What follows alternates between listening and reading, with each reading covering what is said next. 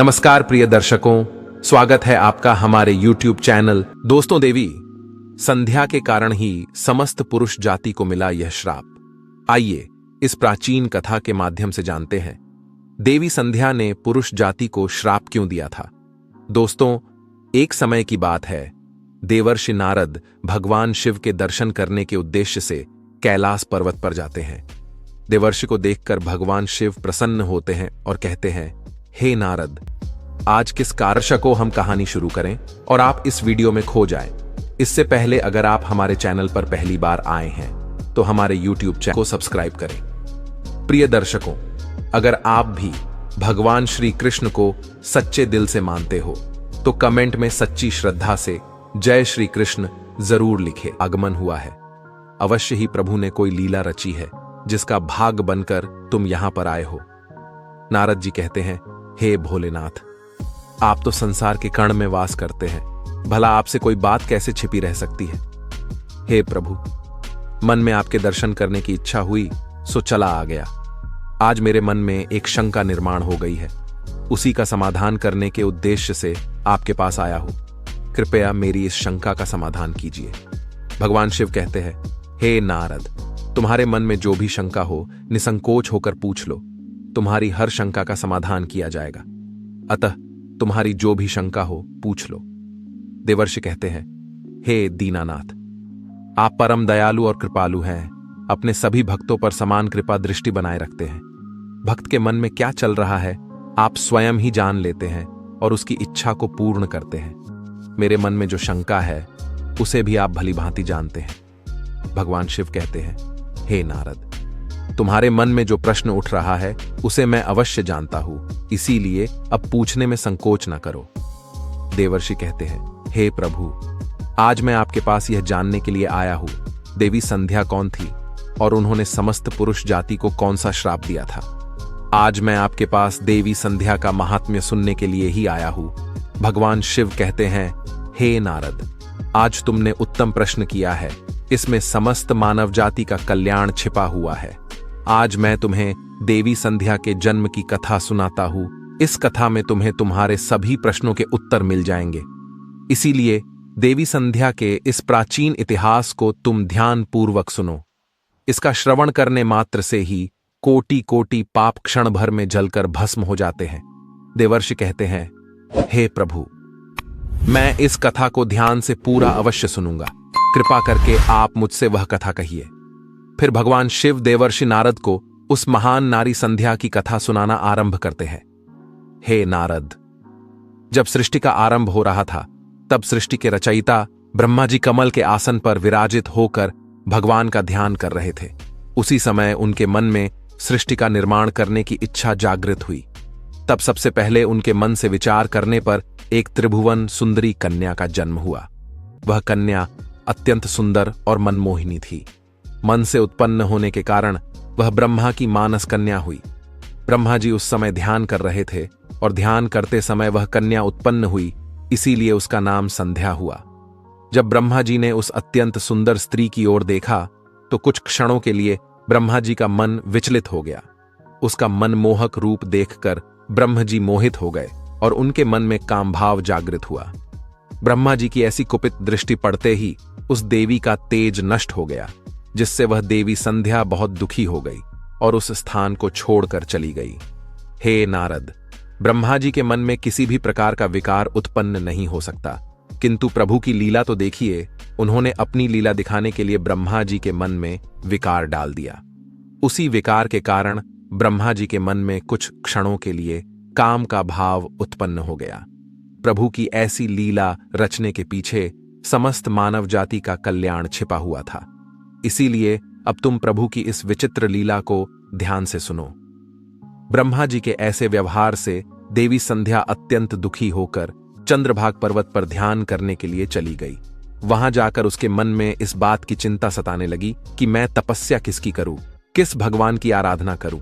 इसी विचार से वह पृथ्वीलोक पर ब्रह्लोहित नाम के सरोवर के पास चली गई और वहीं पर खड़ी हो गई।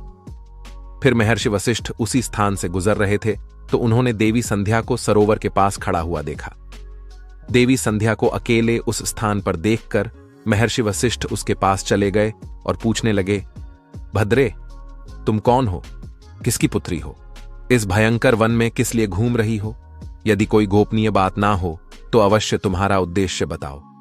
तब देवी संध्या ने उनके साथ जो हुआ वह बताया और कहा, हे मुनिवर, इस पर्वत पर तपस्या करने के उद्देश्य से आई हूँ। कृपया आप मुझे बताइए, मैं किसकी तपस्या करूं? मुझे अब इस दोष से कौन मुक्ति दिलाएगा तथा तपस्या कैसे करनी चाहिए? कृपया मुझे उपदेश देकर अनुग्रहित कीजिए। संध्या की बात सुनकर महर्षि वशिष्ठ कहने लगे, हे देवी, तुम भगवान नारायण की तपस्या करो। ओम नमो नारायणाय नमः इस महामंत्र का जाप करो। जब तक भगवान के दर्शन ना हो तब तक इस मंत्र का जाप करती रहो। स्वच्छ वस्त्र पहनकर उत्साह और प्रेम के साथ इस नियम का पालन करो। मौन धारण करते हुए भगवान के नाम का जाप करो। तुम्हारी भक्ति से प्रसन्न होकर भगवान विष्णु तुम्हें अवश्य दर्शन देंगे। इस प्रकार से महर्षि वशिष्ठ देवी संध्या को उपदेश देकर वहां से चले गए। देवी संध्या को अब तपस्या का मार्ग मिल गया। उसके हर्ष की सीमा न रही और वह बड़े आनंद के साथ श्री हरि की तपस्या में लग गई। वह महर्षि के बताए हुए नियमों का पालन सावधानी से करने लगी। इस प्रकार सभी नियमों का पालन करते हुए देवी संध्या ने 4 युगों तक अपनी तपस्या चालू रखी। उसका व्रत, तपस्या, भगवान के प्रति श्रद्धा को देखकर सभी देवताओं को बड़ा आश्चर्य हुआ। भगवान विष्णु भी देवी संध्या की तपस्या से अत्यंत प्रसन्न हुए और फिर वे मनोहर चतुर्भुज रूप धारण करके उसके सामने प्रकट हुए और देवी संध्या से कहने लगे, हे देवी, उठ जाओ, मैं तुम्हारी भक्ति से अत्यंत प्रसन्न हूं। भगवान विष्णु की मनोहर छवि देखकर देवी संध्या शीघ्रता से खड़ी हो गई। भगवान का वह रूप सैकड़ों सूर्यों के समान तेजवान दिखाई पड़ रहा था। भगवान के ऐसे रूप को देखकर देवी संध्या स्तब्ध हो गई। उसे समझ में नहीं आ रहा था कि वह क्या करे और क्या कहे।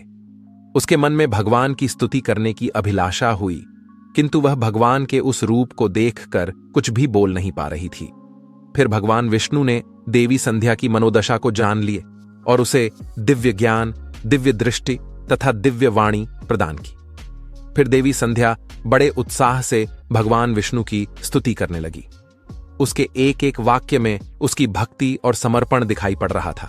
तपस्या के कारण संध्या का शरीर अत्यंत क्षीण और कमजोर हो गया था। तब भगवान ने अपनी अमृतमयी दृष्टि डालकर उसके शरीर को हृष्टपुष्ट बना दिया और मधुर वचन में उससे कहने लगे, भद्रे, तुम्हारी तपस्या से मैं अत्यंत प्रसन्न हूं। तुम अपनी इच्छा के अनुसार वर मांग लो। फिर देवी संध्या ने कहा, हे प्रभु, यदि आप मुझ पर प्रसन्न हैं, मुझे वरदान देकर अनुग्रहित करना चाहते हैं, मैं पहला वर यह मांगती हूँ कि संसार में जितने भी प्राणी हैं, पैदा होते ही उनके मन में काम का विकार उत्पन्न ना हो। दूसरा वर मैं यह मांगती हूँ कि मेरा पतिव्रता धर्म कभी खंडित ना हो। और तीसरा वरदान मुझे यह दीजिए कि अपने पति के अलावा किसी अन्य पुरुष के प्रति मेरे मन में आसक्ति ना हो। जो भी पुरुष मेरी ओर कामभाव से देखे, वह पुरुष नपुंसक हो जाए। फिर भगवान विष्णु ने वरदान देते हुए कहा, हे कल्याणी, आज तुमने संसार के कल्याण के लिए उत्तम वर मांगा है। इसीलिए आज से ही पैदा होने के बाद किसी भी प्राणी में काम वासना का भाव नहीं होगा। मनुष्य की शरीर की 4 अवस्थाएं होंगी, बाल्य, कौमार्य, यौवन और जरा। मनुष्य को कौमार्य अवस्था के अंत में ही काम भाव का उदय होगा। तुम्हारी इस तपस्या से आज मैंने यह मर्यादा स्थित कर दी है, संसार में कोई भी प्राणी पैदा होते ही काम भावना से युक्त नहीं होगा। तुम्हारे सतीत्व की प्रशंसा तीनों लोकों में होगी और तुम्हारे पति के अलावा जो भी पुरुष तुम्हें काम की दृष्टि से देखेगा, वह तुरंत ही नपुंसक हो जाएगा। तुम्हारे पति बड़े भाग्यवान, तपस्वी, सुंदर तथा तुम्हारे साथ 7 कल्पों तक जीवित रहने वाले होंगे। हे देवी, तुमने जो जो वर मांगे हैं, मैंने वह प्रदान किए हैं। अब मैं तुम्हारे मन की बात कहता हूं। पहले तुमने अग्नि में अपने शरीर को त्याग देने की प्रतिज्ञा की थी। यह प्रतिज्ञा तुम्हें इसीलिए करनी पड़ी क्योंकि ब्रह्मा की दृष्टि तुम पर पड़ चुकी थी। निर्दोष होने पर भी तुम अपने इस शरीर को त्यागना चाहती हो। यहां से पास ही चंद्रभागा नदी है। उस नदी के तट पर महर्षि मेधातिथि एक ऐसा यज्ञ कर रहे हैं जो 12 वर्षों में पूर्ण होगा। उसी यज्ञ में तुम अपने शरीर का त्याग करके अपनी प्रतिज्ञा पूरी करो, किंतु तुम वहां पर ऐसे वेश में जाओ कि मुनियों की दृष्टि तुम्हारे ऊपर ना पड़ सके। मेरी कृपा से तुम अग्निदेव की पुत्री हो जाओगी, जिसे तुम अपना पति बनाना चाहती हो। उसका चिंतन करते हुए तुम उस अग्नि में अपना शरीर त्याग दो। इतना कहकर भगवान विष्णु ने अपने हाथ से देवी संध्या के मस्तक को स्पर्श किया। भगवान का स्पर्श होते ही देवी संध्या का शरीर आटे का बन गया। भगवान ने ऐसा इसीलिए किया क्योंकि मुनियों का वह यज्ञ संसार के कल्याण के लिए हो रहा था और उस अग्नि में मांस ना गिरे और अग्निदेव मांस भोजी ना बन जाए। तदनंतर देवी संध्या अदृश्य होकर उस यज्ञ के स्थान पर गई। उस समय उसके मन में एक ही भावना थी। उसने पृथ्वी पर आते ही सबसे पहले महर्षि वशिष्ठ जी के दर्शन किए थे, इसीलिए उसने अपने मन में महर्षि वशिष्ठ जी को ही अपना पति मान लिया और उन्हीं का चिंतन करते हुए उन्होंने यज्ञ की अग्नि में अपने शरीर को त्याग दिया। फिर भगवान की आज्ञा से अग्निदेव संध्या के शरीर को सूर्यमंडल पर लेकर गए। फिर सूर्यदेव ने संध्या के शरीर के 2 भाग करके देवताओं और पितरों को प्रसन्न करने के लिए अपने रथ पर स्थापित कर दिया। उसके शरीर का ऊपरी भाग प्रातःकाल हुआ और शेष भाग संध्या काल हुआ। देवी संध्या के कारण ही सुबह सूर्योदय के समय को प्रातः संध्या कहा जाता है और सूर्यास्त के समय को संध्या काल कहा जाता है। इस प्रकार से देवी संध्या, जो त्याग की मूर्ति थी, उन्होंने अग्नि में प्रवेश करके अपने जीवन को समाप्त कर दिया। भगवान विष्णु के वरदान से देवी संध्या दूसरे जन्म में अरुंधति के रूप में प्रकट हुई और ब्रह्मर्षि वशिष्ठ जी की पत्नी हुई। भगवान शिव कहते हैं, हे नारद, इस प्रकार से देवी संध्या के कारण ही संसार में जन्म लेने वाला प्रत्येक प्राणी काम के भाव से रहित होता है।